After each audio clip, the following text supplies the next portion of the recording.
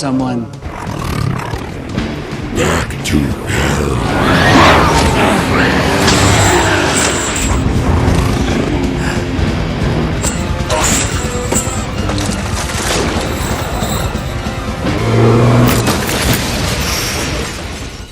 Dirtbag.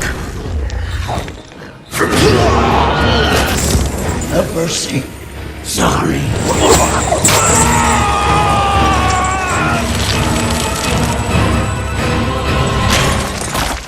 Kamusta kayong lahat? Nandito na naman tayo sa Filipino Chill Recap. At ngayon, pag-uusapan natin ang supernatural, hero action film na tinatawag na Ghost Rider.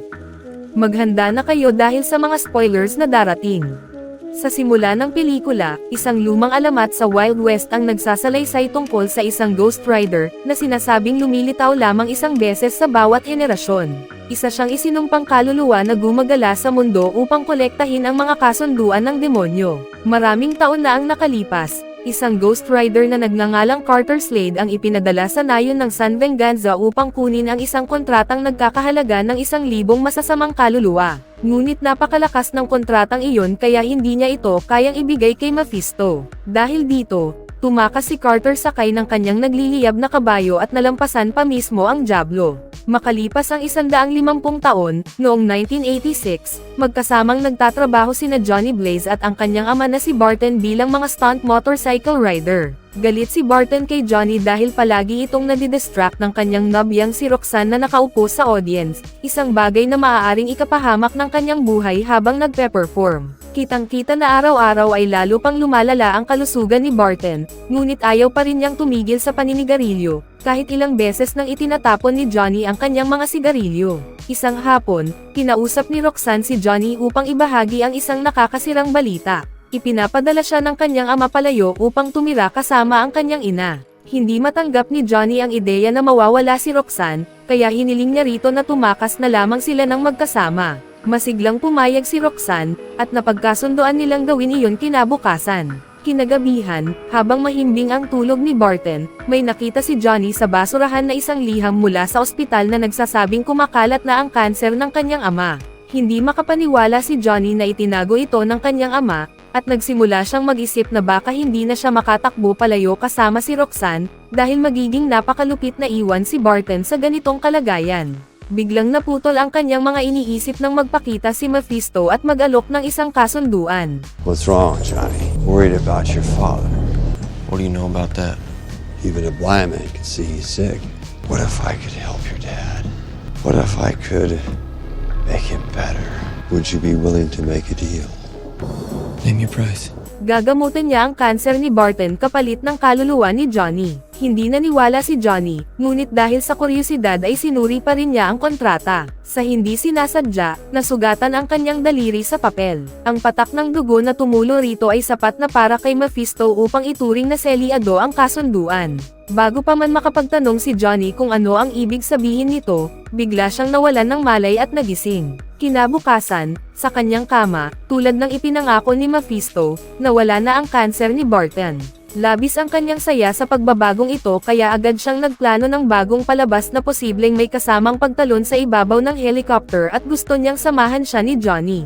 Ngunit si Johnny ay naghahanda ng tumakas kasama si Roxanne. Ngayon na gumaling na ang kanyang ama, wala na siyang kailangan sa kanya, at muling sinabi ni Johnny na mas pinipili niya ang buhay kaysa sa mga nakakatanggal na stunt. Nasaktan si Barton sa mga salitang iyon, pero ayaw din niyang padalhan ng pulis ni Roxanne ang kanyang anak, kaya pinayagan niya si Johnny na dalhin ang kanyang pinakamamahal na motorsiklo.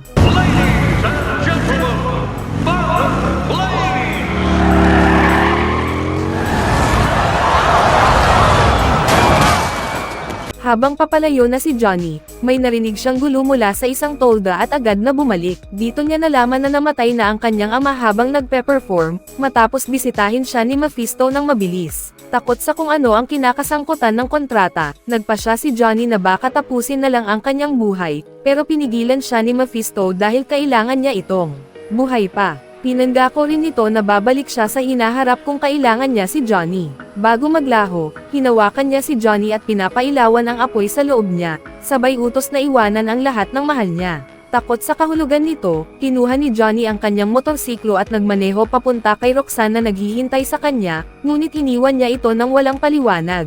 21 taon ang lumipas. Noong 2007, ang adultong Johnny ay kilalang stunt rider dahil sa kakayahan niyang mabuhay sa bawat aksidenteng dulot ng stunt niya kapag nagkamali.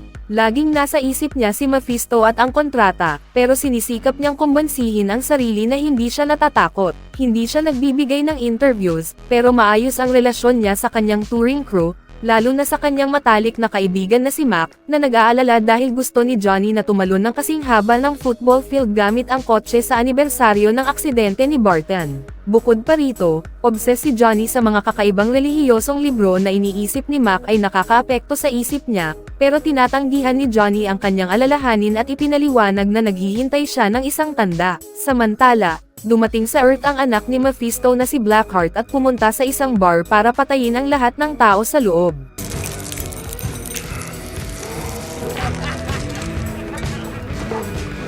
I think you might be lost, boy.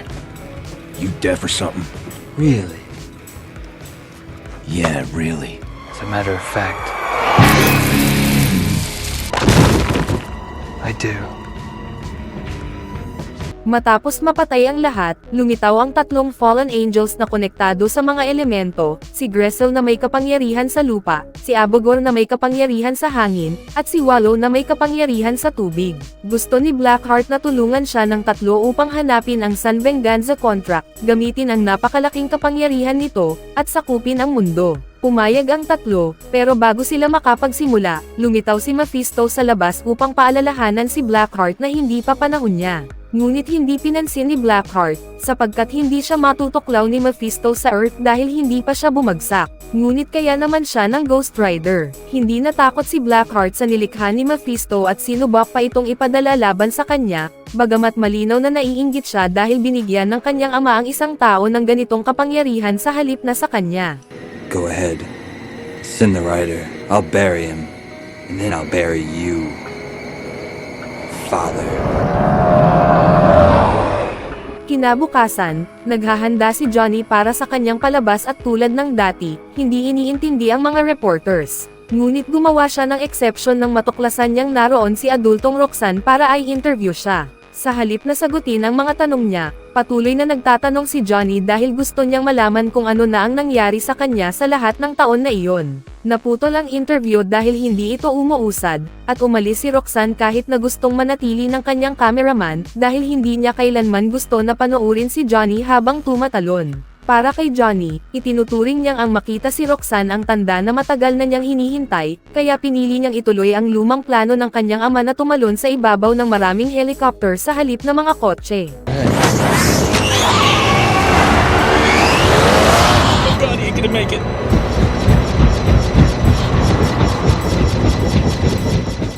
Sa pamamagitan ng pagpapalit ng madidilim na isipin ng pag-iisip kay Roxanne, naging ganap na matagumpay ang kanyang pagtalon. Ngunit imbes na huminto para magdiwang, tuloy-tuloy na nagmaneho si Johnny palabas ng gusali upang habulin ang van ni Roxanne sa kalsada. Dahil ayaw itong huminto o makipag-usap sa kanya, pinaandar ni Johnny ang motorsiklo, hinarang ang daan, at pinilit na tumigil ang van. Nagalit si Roxanne, ngunit ipinunto ni Johnny na kung talagang ayaw niyang may kinalaman siya, sana tinanggihan niya ang interview bago pa man. Bago halikan siya, tinulak siya ni Roxanne, pero naintindihan ang punto ni Johnny at pumayag na mag-dinner sila mamaya. Nang sumapit ang gabi, naghihintay si Roxanne sa restaurant, nag-aalala sa kakulangan ng mensahe mula kay Johnny na huli na sa takdang oras. Nasa apartment pa siya, naantala dahil napansin niyang namumula at umiinit ang kanyang mga kamay. May naririnig din siyang misteryosong tinig na tumatawag sa kanya.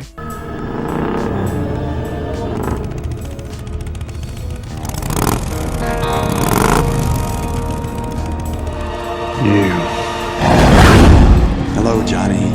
Late for that. Nice bike. Nang lumabas siya, nakita niya si Mephisto, na gusto si Johnny na pigilan si Blackheart bilang bahagi ng kontrata. Siyempre, tumanggi si Johnny at umakyat sa kanyang motorsiklo para sa kanyang date. Ngunit biglang kumilos ang magic ng kontrata, natabunan ng apoy ang motorsiklo at hinatak si Johnny sa isang sobrang bilis, natutunaw ang mga bagay sa daan. Samantala, dumating si Blackheart at ang hidden sa lokal na train station kung saan dati may sementeryo. May mga sabi-sabi na nakalibing doon ang San Venganza contract. Ipinaliwanag ng caretaker ng station na inilipat na ang mga libingan sa isang church graveyard at sinubukan silang paalisin, ngunit pinatay siya ni Blackheart. Balik kay Johnny, dinadala siya ng motorsiklo sa isang warehouse malapit sa train station, kung saan tuluyan niyang nawalan ng kontrol.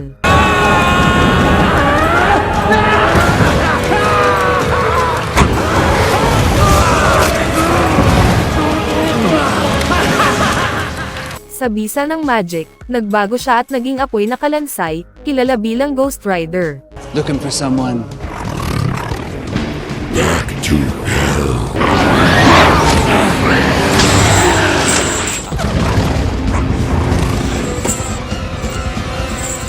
Natagpuan si Blackheart si Johnny ngunit hindi niya ito binigyan ng sapat na seryosong atensyon para atakihin ng buong lakas, kaya pinadala niya si Russell laban sa kanya bago siya umalis. Mas malakas si Johnny kaysa sa itsura niya at madaling nakalaya mula sa atake ni Blackheart, bago tumalon kay Gressel at pinatay siya sa loob ng 1 segundo gamit ang kanyang espesyal na flame chain. Pagkatapos, ginamit ni Johnny ang kanyang bagong kapangyarihan upang baguhin ang kanyang motorsiklo at gawing mas malakas, at nagmaneho siya hanggang sa makita ang isang teenager na ninanakawan. Pinigilan ni Johnny ang pag-atake at pagkatapos makaligtas ang babae, hinuli niya ang magnanakaw at ginamit ang kanyang pen and stare sa kanya, isang kapangyarihan na nagpaparamdam sa mga mortal ng lahat ng sakit na naidulot nila sa iba, sinusunog ang kanilang kaluluwa. Ang magnanakaw ay nakasira na ng napakaraming tao sa kanyang buhay, kaya hindi niya kinaya ang paghuhusga at namatay. Nagpatuloy si Johnny sa kanyang pagmamaneho hanggang sa makarating siya sa lokal na sementeryo, sakto sa pag-akyat ng araw, kaya bumalik siya sa normal niyang anyo. Pagdating niya sa puntod ng kanyang ama, hindi niya alam na nakalibing din doon si Carter Slade. Dito siya natagpuan ng caretaker na dinala siya sa maliit nitong kubo. Makalipas ang ilang oras, nagising si Johnny na may sakit ng ulo, ngunit pinaalalahanan siya ng caretaker na lahat ng nangyari kagabi ay totoo at mauulit, kaya kailangan niyang tanggapin na bahagi na ng kanyang buhay ang pagiging Ghost Rider. Inalok ng caretaker ang kanyang tulong at tinanggap ito ni Johnny matapos ang kaunting pag-aalinlangan. Pinangalagaan ng caretaker ang mga sugat ni Johnny habang ikinukwento ang tungkol sa bayan ng San Venganza, kung saan lahat ng kaluluwa ng mga mamamayan ay natrap magpakailanman matapos magpatayan dahil sa kasakiman. Samantala, si Roxanne ay notch cover ng sakuna sa train station para sa balita. Ini-interview ang teenager na muntik ng manakawan, ngunit hindi siya naniwala nang ilarawan nito ang isang skeleton na nasa apoy. Nang matapos ang interview, lumapit si Johnny upang humingi ng paumanhin, ngunit hindi niya ito tinanggap. Ipinunto ni Roxanne na ito na ang pangalawang beses na nasaktan siya ni Johnny at baka tama nga ang kanyang ama, bahagi lang ito ng isang yugto. Habang sinusuri ng pulis ang mga labi, nakakita sila ng plate ng motorsiklo sa ilalim ng mga gulo. Bumalik si Johnny sa bahay at gamit ang mga aral mula sa kanyang relihiyosong teksto, nagsimulang mag-practice upang kontrolin ang kanyang mga kapangyarihan. Naputol ang kanyang pagsasanay nang dumating si Roxanne, nalilipat na ng lungsod, at nais humingi ng paumanhin sa masasakit niyang sinabi, ngunit nauwi sa paghalik sa kanya. Dahil nag-aalala sa buong Ghost Rider na usapan, itinulak siya ni Johnny pabalik dahil ayaw niyang mailagay si Roxanne sa panganib. Nagalit si Roxanne, napagod na sa halo-halong mensahe ni Johnny, at pinilit siyang ikwento ang nangyayari. Siyempre, hindi siya naniwala at mas lalo pang nagalit nang hilingin ni Johnny na umalis siya dahil papalubog na ang araw.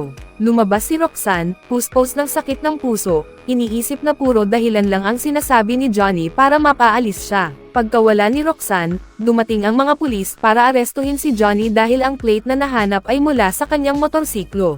Sa istasyon, sinubukan ng mga detectives ang good cop, bad cop trick at nagbanta pa sa kanyang karera, ngunit hindi naloko si Johnny kaya ikinulong siya hanggang sa handa siyang umamin. Puno ng mga inmate ang selda, sabik na saktan ang isang sikat na tao, ngunit paglapit nila, bumangon ang liwanag at muling naging Ghost Rider si Johnny.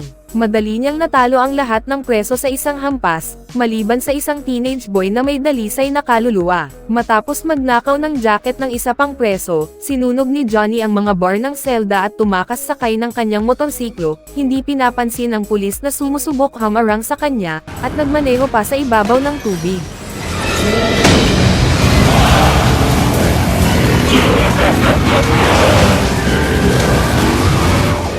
Samantala, bumisita si Blackheart sa pari na supposedly ay nagproprotekta sa lokasyon ng San Venganza contract. Ngunit tumangging magsalita ang pari at pinatay siya. Ramdam din ni Blackheart na paparating si Ghost Rider, kaya pinadala niya si Abogor upang pigilan ito.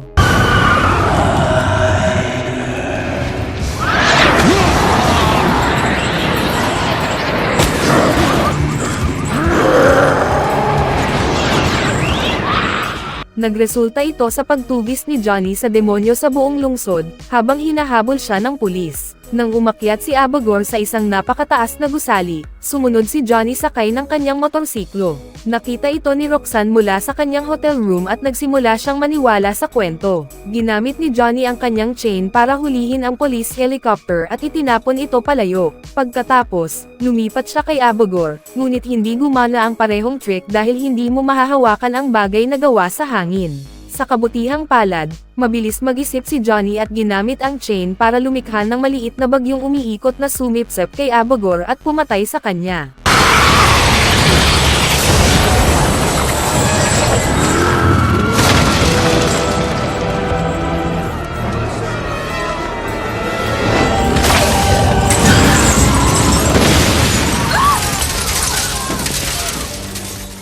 Pagkatapos, inilapag niya ang kanyang motorsiklo sa gitna ng kalsada at napansin si Roxanne sa mapanuring dami ng tao. Ngunit hindi siya makalapit dahil nakaharang ang mga pulis. Hindi man makasakit ang mga bala sa kanya, itinulak niya sila pabalik gamit ang pader ng apoy at ligtas na nakatakas. Pagsapit ng pagsikat ng araw, nakarating si Johnny sa sementeryo at humingi ng tulong sa caretaker. Matapos ipaliwanag ang buong kwento tungkol kay Carter Slade at sa nanakaw na kontrata, pinaalalahanan siya ng caretaker na gagawin ni Blackheart ang lahat para makuha ito, kasama na ang pananakit sa mga mahal niya. Kaya dali-dali siyang bumalik sa lungsod upang alamin ang kalagayan ni Roxanne. Samantala, patuloy na hinahanap siya ng pulis at hiningi ang tulong ni Roxanne dahil malapit siya kay Johnny, pero nagpanggap siyang walang alam. Pagkatapos, pumunta si Roxanne sa apartment ni Johnny at natagpuan si Mac, na sinusubukang alamin ang nangyayari sa kanyang matalik na kaibigan.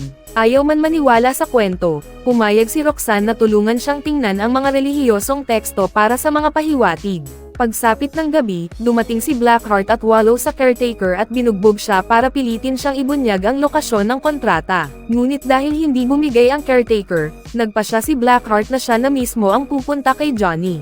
Ilang sandali lang, dumating siya sa apartment at matapos patayin si Mac, lumiko siya kay Roxanne para gamitin ito laban kay Johnny. Habang ganito, dumating si Johnny at sinimulan ang laban kay Blackheart.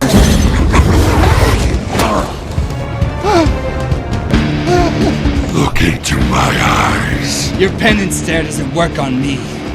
I have no soul to burn. Ngunit hindi gumana ang kanyang pen and stare dahil wala itong kaluluwa si Blackheart. Sinamantala ni Blackheart ang pagkakataon para itulak si Johnny at i-undo ang kanyang transformation. Dinukot niya si Roxanne at sinabi kay Johnny na kailangan niyang dalhin ang San Venganza contract kung gusto niyang makita ito muli. Ilang sandali lang, bumalik si Johnny sa sementeryo at nakumbinse ang caretaker na ibigay sa kanya ang kontrata, na matagal nang nakatago sa isang pala. Dahil ginawa ni Johnny ang kasunduan mula sa pagmamahal at hindi sa kasakiman, nagtitiwala ang caretaker na kaya niyang wakasan ang lahat at inalok ang tulong niya. Ipinakita rin ng caretaker na peking puntod ni Carter Slade ang nakikita ni Johnny. Siya pala ang totoong Carter at hawak pa rin ang kanyang Ghost Rider powers. Tinawag niya ang kanyang kabayo at sabay na sumakay kay Johnny upang gabayan siya patungong San Venganza.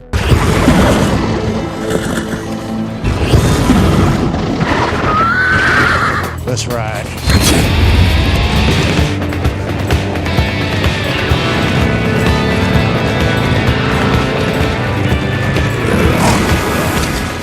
Ngunit bago makarating, huminto si Slade. Alam niyang ito na ang kanyang huling pagbabago. Bilang pamamaalam, iniabot niya kay Johnny ang isang shotgun, bago tuluyang sumakay palayo at maglaho sa abot tanaw. Sa abandonadong nayon ng San Venganza, naramdaman ni Blackheart ang pagdating ni Johnny at ipinadala si Wallow, ang Water Demon, upang pigilan siya. Mula sa mga anino, hinailan ni Wallow si Johnny pababa sa tubig, sinusubukang lunurin siya sa kailaliman ng sinumpang lupain.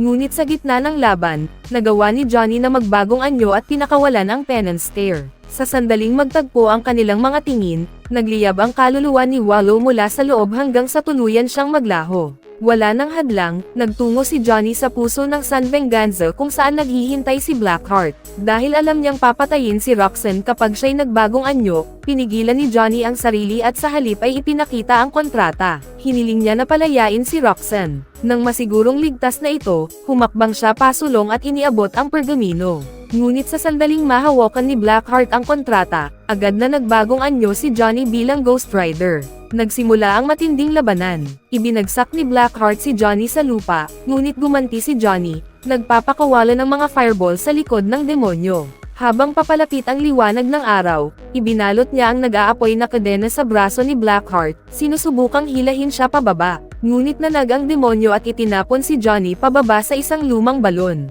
Sa pagsikat ng unang sinag ng araw, naglaho ang pagbabago ni Johnny, at muli siyang naging tao, mahina at walang depensa. Samantala, binasa ni Blackheart ng malakas ang kontrata, pinakawalan ang mahigit 1,000 corrupted souls. Isa-isa, pumasok ang mga ito sa kanyang katawan hanggang sa magsanib bilang isang dambuhalang nilalang, si Legion. Sumugod si Roxanne kay Johnny, nagmamakaawang tumakas sila. Ngunit alam ni Johnny na walang takas. Hindi titigil si Blackheart hanggat hindi sila parehong winawasak. Determinado, kinuha ni Johnny ang shotgun at pinaputukan ang demonyo, ngunit walang silbi ang sandatang pantao laban kay Legion. Madali siyang itinumba ni Blackheart. Habang nakahandusay si Johnny, naghahanda na si Blackheart na lumunin ang kanyang kaluluwa. Ngunit bago pa niya magawa iyon, kinuha ni Roxanne ang shotgun at paulit-ulit na pinaputukan si Legion hanggang sa maubos ang bala. Wala itong naging epekto, ngunit nakuha nito ang atensyon ng demonyo. Upang iligtas siya, sinabi ni Johnny kay Roxanne na ihagis sa kanya ang baril. Sa sandaling mapunta ito sa kanyang mga kamay, idinaan niya rito ang kanyang kapangyarihan, binabago ang shotgun bilang isang impyernong sandata. Sa isang nag-aapoy na putok, tinamaan niya si Blackheart, at ang apoy ay gumuhit sa buong katawan nito. Ngunit kahit nagliliyab, muling naganyo si Legion, hinihigop pabalik ang mga kaluluwa sa kanyang sarili. At doon napagtanto ni Johnny ang katotohanan, sa wakas, may kaluluwa na si Blackheart, at maaari na siyang tamaan ng penance stare. May panibagong determinasyon, muling nagbagong anyo si Johnny bilang Ghost Rider at pinakawalan ang kanyang pinakamalakas na atake. Napilitan si Blackheart na danasin ang pagdurusa ng bawat kaluluwang kanyang nilamon. Libu-libong sigaw ang umalangaw-ngaw sa loob niya. Bawat isa'y hinihila siya palalim sa walang hanggang pahirap. Nanginginig sa matinding sakit ang kanyang katawan hanggang sa tuluyan itong maghiwa-hiwalay at maging abo. Matapos matalo ang kanilang kalaban, lumapit si Roxanne at hinawakan ang apoy na mukha ni Johnny. Pinapakita na hindi siya natatakot bago halikan siya. Sa kanilang paglabas, nakasalubong nila si Mephisto, na binati si Johnny sa mahusay na trabaho at humiling ng pagbabalik ng Ghost Rider powers. Ngunit tumanggi si Johnny na ibalik ito dahil ayaw niyang mapunta sa maling tao, at pipigilan niya itong gamitin upang protektahan ang mga inosente. Sa kasamaang palad, nangangahulugan din ito na hindi na muling magkakaroon si Johnny ng normal na buhay. Pagkatapos umalis ni Mephisto, nagpapalam siya kay Roxanne, na naiintindihan siya dahil ito na talaga ang buhay ni Johnny. Nagbahagi ang dalawa ng huling halik bago sumakay si Johnny sa kanyang motorsiklo at tumungtong sa sunset, simula ang bagong buhay bilang nag-iisang Ghost Rider. At doon nagtatapos ang pelikula. Kaya, ano ang masasabi ninyo tungkol sa pelikulang ito? Iwan ang inyong opinyon sa comment sa ibaba. At bago tayo magtapos ay isa-shoutout muna natin ang top 5 community spotlight na si Reyeng Ada Simbajan, Jerwin Intes, Aljan James AJ Potterhead, JR Bedioses, at JB Resurrection. Pati na rin sina Cycling Moto Trail, Manila Movie Recap, Aura Fong, Ethan Cambia from Lapu-Lapu City, Jaire Taymana from Iloilo, at Jesny Vergara from POV Corpus Masbate. Mag-subscribe na kung hindi ka pa nakasubscribe, pindutin na rin ang notification bell at like button para sa marami pang movie recap katulad nito, at mag-iwan ng comment down below. And as always, thank you for watching.